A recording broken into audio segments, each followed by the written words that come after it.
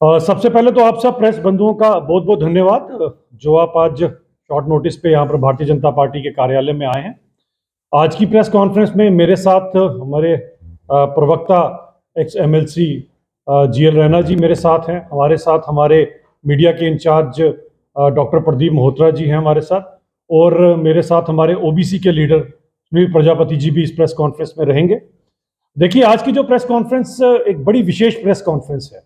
क्योंकि नॉर्मली अगर आप प्रेस कॉन्फ्रेंस देखते हैं तो प्रेस कॉन्फ्रेंस में कहीं ना कहीं हमेशा जो सरकार है उसकी जो खामियां हैं उनके ऊपर हम बात करते हैं और एज ए अपोजिशन हम अपना पूरा रोल निभाते हैं। लेकिन आज की ये प्रेस कॉन्फ्रेंस एक सुझाव है उमर सरकार के लिए, और हम ये मानते हैं कि एज ए हॉनेस्ट अपोजिशन हम जो है सुझाव देने में हमेशा यकीन करते हैं, क्योंकि हमारा ये मानना है कि जो आपकी गवर्नमेंट है अगर ये तरक्की तभी कर सकती है अगर इनको अपोजिशन टाइम टू टाइम इनके जो अगर गलत काम है उनके ऊपर अगर इनको अवगत कराती है तो इनको सुझाव भी देने चाहिए। अब ये उमर सरकार के ऊपर डिपेंड करता है और उनके मंत्रियों के ऊपर डिपेंड करता है कि वो हमारे सुझावों को कितना पॉजिटिवली लेते हैं। और सुझावों की जहां तक बात है उमर साहब, मैं थोड़ा सा आपको पीछे ले जाना चाहता हूं कि अगर आपको याद होगा जब Atal ji leader of opposition थे तो कांग्रेस, आपकी इंडी गठबंधन, ये मजबूर हो गई थी अटल जी को यूनाइटेड नेशन भेजने के लिए, क्योंकि कांग्रेस को पता था कि आप भारतीय जनता पार्टी पर ही यकीन कर सकते हैं कि यूनाइटेड नेशन में जाकर जो है वो हिंदुस्तान की बात करेंगे, इसीलिए हम पर वो यकीन किया गया था। हम यही चाहेंगे कि आपके भी ये जो मंत्री हैं, इन्हें अनुभव है या नहीं मैं उस पर जाना नहीं चाहता हूं, या इन्होंने अभी तक क्या कार्य किए मैं उस पर भी जाना नहीं चाहता हूं, लेकिन अगर इनको एक सुझाव अच्छा हम दे रहे हैं तो हम चाहेंगे खासकर आपकी एजुकेशन वाली मंत्री साहिबा अगर पेन कॉपी लेकर बैठेंगी तो इनका फायदा रहेगा और इनडायरेक्टली पूरे जम्मू कश्मीर का इसमें फायदा रहेगा। क्योंकि आज की प्रेस कॉन्फ्रेंस इसी चीज को लेकर है, एम्प्लॉयमेंट को लेकर है, जिसका आपने 1 लाख की नौकरियों को वादा किया है जो कहीं पर भी हमें पूरा होता नजर नहीं आता। लेकिन अगर आप हमारे इन सुझावों को आप और आपकी एजुकेशन वाली मंत्री साहिबा मानेगी तो मुझे लगता है काफी हद तक जो है अनएम्प्लॉयमेंट की प्रॉब्लम जम्मू कश्मीर से दूर की जा सकती है। तो दोस्तों, ये जो बात है ये है बेसिकली कोकरेला साइमंड्स करके लंदन बेस्ड जो एक फर्म है जो इंडेक्स बनाती है कि किस हिसाब से पूरी की पूरी दुनिया में आने वाले समय में एजुकेशन का क्या स्तर रहेगा और एजुकेशन जो है वो किस हिसाब के जॉब्स को जनरेट करेगी, ताकि हमारी जो आज की पीढ़ी है इसको समझ सके कि हमें किसके लिए प्रिपेयर रहना। और जब इन्होंने अपना ये इंडेक्स प्रिपेयर किया तो एक बड़ी हैरानगी वाली बात है कि हमारे हिंदुस्तान की जो रैंकिंग थी वो नंबर 2 पे थी, और वो नंबर 2 पे भी आप समझ लीजिए नंबर 1 ही समझे, क्योंकि यूएसए से सिर्फ 0.9 हम पीछे थे। यहाँ की नियर अबाउट यूएसए और इंडिया एक ही रैंकिंग के ऊपर थे। ये जो रैंकिंग दी गई है, इस रैंकिंग के अंदर ये है कि कौन सा कंट्री कितना प्रिपेयर्ड है जॉब्स को लेकर, और कहां से आने वाले समय में जो जॉब्स की रिक्वायरमेंट है पूरी दुनिया की मैं बात कर रहा हूं, पूरी दुनिया की जॉब्स रिक्वायरमेंट पूरी होगी। और मुझे बड़ा गर्व महसूस होता है ये बताते हुए कि भारत देश, जिसे युवा देश कहा जाता है, क्योंकि ज्यादातर जो देश है वो अगर आप देखें तो उनके यहाँ पर जो पॉपुलेशन है वो आहिस्ता आहिस्ता बुजुर्ग हो रही है, बूढ़ी हो रही है, लेकिन भारत के अंदर युवा टैलेंट, और जिस हिसाब से युवा देश कहा जाता है, हमारे देश की एक रिस्पॉन्सिबिलिटी भी है कि पूरी दुनिया के अंदर जो रिक्वायरमेंट है आने वाले समय में हम प्रिपेयर करें। इसके लिए हमें कितना प्रिपेयर होना चाहिए, जिस तरह से बाकी हिंदुस्तान में लोग प्रिपेयर हो रहे हैं, जम्मू कश्मीर के युवाओं को भी प्रिपेयर करने का जो दायित्व है, क्योंकि उमर साहब हमारे मुख्यमंत्री है, आपके और आपके एजुकेशन मंत्रालय में चाहिए कि आप किस तरह से इन बच्चों को प्रिपेयर कर सकते हैं। कुछ सुझाव भी आपके लिए है। मैं ये बताना चाहता हूं कि ये जो रैंकिंग में हिंदुस्तान आज नियर अबाउट टॉप पे है, यानी कि नंबर 2 पे है, यहां पर आता है। इसके साथ जो दूसरे कंट्रीज इस लिस्ट में फॉल करते हैं आप सुनकर हैरान होंगे, इसमें यूके है, इसमें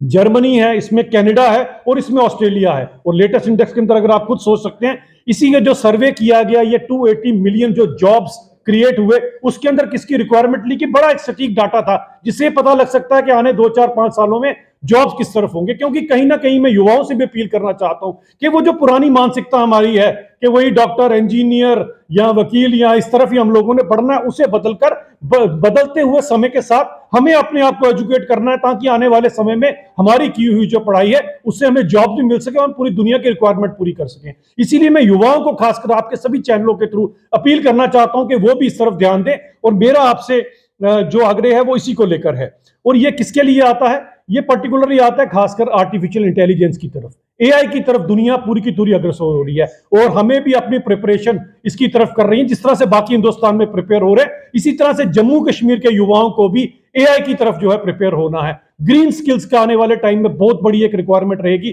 तो हमारे युवाओं को चाहिए कि ग्रीन स्किल्स की तरफ, एम्प्लॉयमेंट की तरफ जो अपने आप को अग्रसर करें। और इसके अंदर जो सरकार है उसे भी अपना इनिशिएटिव लेना पड़ेगा, क्योंकि जब तक तो भारतीय जनता पार्टी है, जब तक केंद्र की सरकार यहां पर थी, काफी कुछ ऐसा किया गया। अगर आपको याद होगा, जम्मू यूनिवर्सिटी ने एक इनिशिएटिव लिया था, डिजाइन योर डिग्रीज, जिसमें खुद बच्चे अपनी डिग्री डिजाइन कर सकते थे। अपने आप में बहुत बड़ा कार्यक्रम था। इसी तरह से जैसे IIT, IIM, क्लस्टर यूनिवर्सिटी और कितनी सारी यूनिवर्सिटी पिछले 5-6 सालों में बनाई गई है, ये जॉब्स को लेकर ही बनाए गए हैं। लेकिन अब आगे जो उमर साहब की सरकार के ऊपर रिस्पॉन्सिबिलिटी बनती है, वो यही बनती है कि आप इसको आगे कैसे लेकर जाते हैं। अब मैं समझ सकता हूं कुछ तो आपके जो मंत्री हैं वो तो बिजी हैं माइनिंग के अंदर, उनका ज्यादा जो दिलचस्पी है माइनिंग में, उनका तो बस चले वो शायद ये जो खड्डे नाले हैं इनमें अपना ऑफिस बना लें, लेकिन इनसे ग्रीन स्किल्स नहीं डेवलप होंगे। उमर साहब, ये आप अपने मंत्रियों को बता सकते हैं, इससे ग्रीन स्किल्स डेवलप ना होकर रादर ग्रीनरी को नुकसान ही पहुंचेगा। अगर आपकी एजुकेशन मंत्री साहब इस तरफ ध्यान दे तो इसके अंदर हम लोग काफी कुछ कर सकते हैं,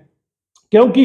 एज ए हेल्थ मिनिस्टर तो उनका फेलियर आपके सामने आ गया, लेकिन एज ए एजुकेशन मंत्री भी कोई खास वो परफॉर्म नहीं कर पा रही हैं। हम उन्हें जो सुझाव देना चाहते हैं और इस सुझाव के लिए हम यहां पर अवेलेबल हैं। जब कभी भी आपको असिस्टेंट चाहिए, आपकी मंत्री साहिबा को हमारे से कुछ मदद चाहिए, तो एक बड़ी हॉनेस्ट अपोजिशन की तरह हम आपके साथ खड़े हैं, क्योंकि पूरे देश को आगे लेकर हम तभी जा सकते हैं जब जम्मू कश्मीर भी उतनी तरक्की करे जिस तरह से हिंदुस्तान तरक्की कर रहा है। इसके अंदर अगर आपके एजुकेशन मंत्रालय के अंदर कम से कम और कुछ नहीं तो 8th 9th ऑनवर्ड्स AI का सब्जेक्ट अगर इंट्रोड्यूस किया जाता है या AI के ऊपर उन्हें पढ़ाया जाता है बच्चों को, तो ये बच्चे प्रिपेयर हो जाएंगे आने वाले समय में AI के ऊपर, ग्रीन स्किल्स के ऊपर प्रिपेयर हो जाएंगे। यही नहीं, एक बहुत बड़ा सुझाव मैं आपको देने जा रहा हूं। आपके समग्रा के डायरेक्टर अगर ज्यादा व्यस्त ना हो और उनके पास समय हो अगर इसे सुनने का, तो वो समझ सकते हैं इसको कि आपके पास एक बहुत बड़ी राशि केंद्र से दी जाती है समग्रा के अंदर। तो जहां पर अगर वो कल तक को इस चीज का ठीकरा फोड़े कि हमारे पास सोर्स उपलब्ध नहीं है, उन्हें बताना चाहता हूं कि समग्रा के अंदर अगर आप AI लैब्स की एक अगर आप बनाकर प्रपोजल देते हैं, तो आप AI लैब्स एटलीस्ट हर CEO के अंदर 3 से 4 AI लैब्स बना सकते हैं। ये AI लैब्स को आप सभी स्कूल्स के साथ कनेक्ट कर सभी बच्चों को उन लैब्स के थ्रू इसके ऊपर प्रशिक्षण दिया जा सकता है और हमारा जम्मू कश्मीर का युवा AI के लिए प्रिपेयर हो सकता है। इसी तरह से अगर आप ग्रीन स्किल्स के ऊपर भी काम करेंगे, आपके CEO, आपकी मंत्री साहिबा, ये डायरेक्टर समग्रा, सब मिलकर अगर काम करेंगे और अगर आप सही में ही जम्मू कश्मीर के युवाओं को आगे ले जाना चाहते हैं, क्योंकि पूरी दुनिया तो प्रिपेयर है इस समय हिंदुस्तान को एक्सेप्ट करने के लिए, हम कितने प्रिपेयर है और दुनिया हमारी तरफ देख रही है कि किस तरह से हिंदुस्तान का युवा पूरी दुनिया को आगे लेकर जाएगा। लेकिन क्या जम्मू कश्मीर की सरकार हमारे युवाओं के हाथ इतने मजबूत करेगी कि उनको प्रिपेयर करेगी कि वो AI के लिए, ग्रीन स्किल्स के लिए आगे बढ़ सके? इनिशिएटिव आपके मंत्री को लेना है, आपके यहां पर डायरेक्टर समग्रा को, इन सबको लेना है। हम यही सुझाव देंगे, जब कभी हमारी जरूरत है हम आपको असिस्ट कर सकते हैं इसके लिए एक हॉनेस्ट अपोजिशन की तरह, लेकिन आपके मंत्रियों को भी कम से कम इस तरफ ध्यान देना पड़ेगा, रादर देन आपके जिस तरह से कुछ मंत्री जिन्हें लगता है कि शायद कुछ और ही काम करने में उनका फायदा। देखना यह चाहिए कि देश का फायदा किस तरह है और पूरी दुनिया को वासुदेव कुटुंबकम समझने वाली भारतीय जनता पार्टी आज जम्मू कश्मीर के युवाओं से भी यही उम्मीद लगाकर बैठी है। लेकिन उन युवाओं को आगे लेकर जाना उमर सरकार का काम है और उमर साहब के मंत्रियों का काम है। इसके ऊपर मैं ये भी चीज कह देना चाहता हूं कि हम यकीन करते हैं सबका साथ सबका विकास के ऊपर, और उमर साहब कहीं ऐसा ना हो कि बाद में हमें कहना पड़े कि हुजूर आते आते बहुत देर कर दी। अब मैं चाहूंगा मेरे साथ, क्योंकि रैना साहब हैं, उन्होंने इसी चीज को लेकर, एजुकेशन को लेकर किस तरफ चलना चाहिए, उसके ऊपर उन्होंने कुछ पॉइंट्स बनाए हैं जो आपके साथ वो इस समय शेयर करेंगे। थैंक यू डॉक्टर अभिजीत जी और मेरे बाकी साथियों।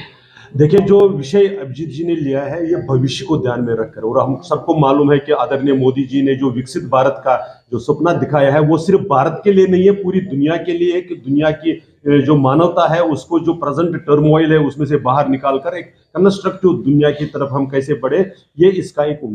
उस पर उन्होंने अपना एक जो पिछले 10-11 वर्षों में एक ऐसा सिस्टम भी क्रिएट किया था ताकि हम प्रिपेयर कर सके। लेकिन अनफॉर्चुनेटली हमारे यहाँ पर जो अभी नई सरकार बनी है, इनकी प्रायोरिटीज में अगर हम यही सेक्टर ले, एजुकेशन वाला ही सेक्टर, तो इनविटेशन कार्ड, पुराने इनविटेशन कार्ड को कैंसिल करके कैसे मंत्रियों के सामने यूटी ना आ जाए, जेके यूटी की मंत्री है ये ना आ जाए, इस पर उनका ज्यादा स्ट्रेस रहता है, न कि जो बच्चों को स्किल करने के लिए, उनको तैयार करने के लिए, भविष्य के लिए, उसकी तरफ उनका ध्यान नहीं जाता है।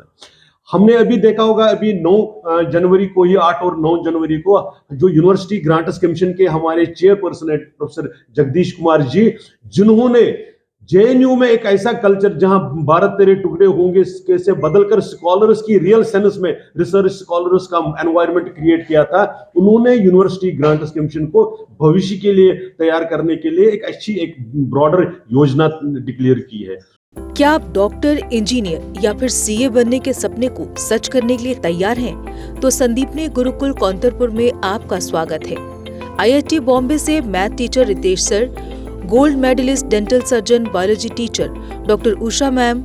एक्स आकाश व Narayana chemistry teacher Satnam sir और ex Unacademy plus educator Lalit sir आपके नीट, आईआईटी, सीए फाउंडेशन और यूपीएससी की तैयारी के लिए विशेष कक्षाएं प्रदान करते हैं। रेजिडेंशियल छात्रों की सुविधा के लिए 24 घंटे doctor, AC hostel, 5 star cafe और सर्वोत्तम शिक्षक उपलब्ध हैं। जबकि संदीपनी गुरुकुल में आपके बच्चे के लिए है रोबोटिक लैब,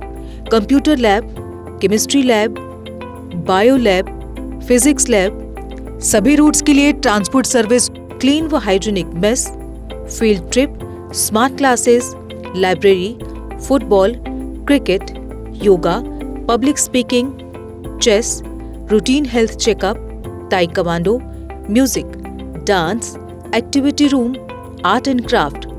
और हर छात्र को पत्रकारिता का दिया जाता है एक्सपीरियंस।